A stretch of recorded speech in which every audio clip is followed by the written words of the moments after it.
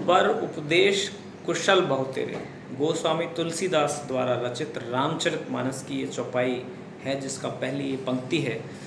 और ये खूब जो है कल सतीश महाना जी, जो उत्तर प्रदेश के भाजपा के वरिष्ठ नेता हैं और वर्तमान में उत्तर प्रदेश की विधानसभा के वो स्पीकर हैं, उन्होंने इसको चरितार्थ किया।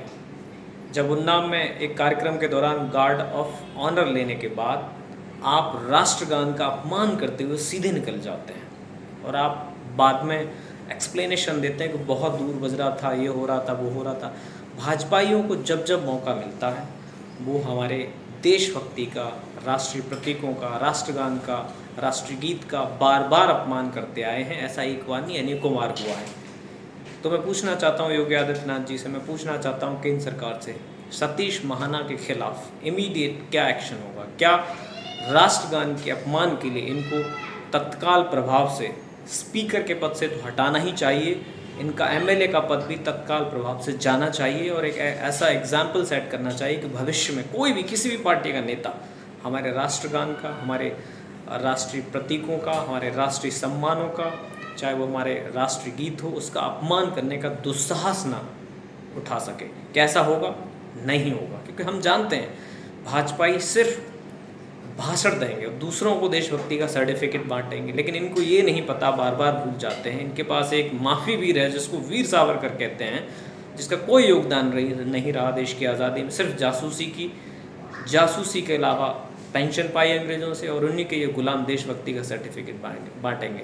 आरएसएस के कार्यालय पर नागपुर में 52 वर्ष तक हमारे तिरंगे का अपमान हुआ, तिरंगा नहीं लहराया गया, और वही जो है मोहन भागवत अब देशभक्ति का सर्टिफिकेट जन को बांट रहे हैं।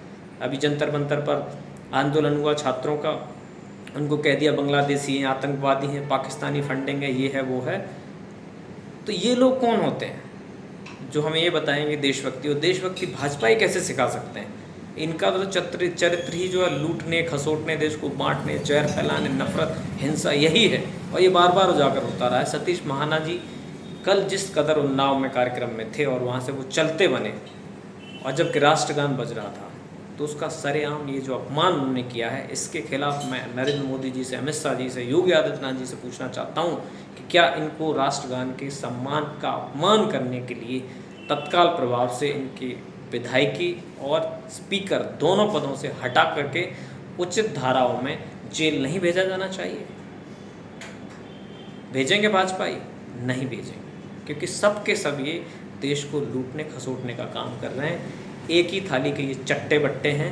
इनका ऊपर से लेकर के नीचे तक का जो तंत्र है, जो इनकी राज्य सरकार है, सबका मकसद है शिक्षा, स्वास्थ्य, सबको बर्बाद कर दो। यही तो हो रहा है उत्तर प्रदेश में।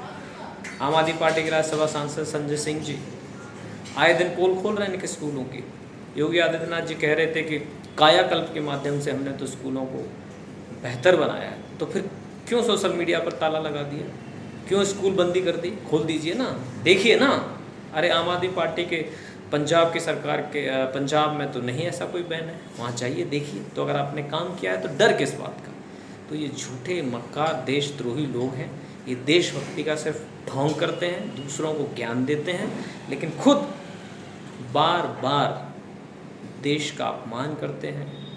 अपनी तो नाक कटवाते ही हैं, सारे भारतवासियों को भी नाक कटवा के चले जाते हैं। इनका जब मुखिया ही चौथी फेल है, MA in entire political science वाले प्रोफेसर नरेंद्र मोदी जी, जिनका पूरा जीवन फर्जी है, तो वही उनकी टीम है। चाहे बिहार का मुख्यमंत्री ले लो, यूपी का ले लो, ये सब एक जैसे चोर चक्के हैं।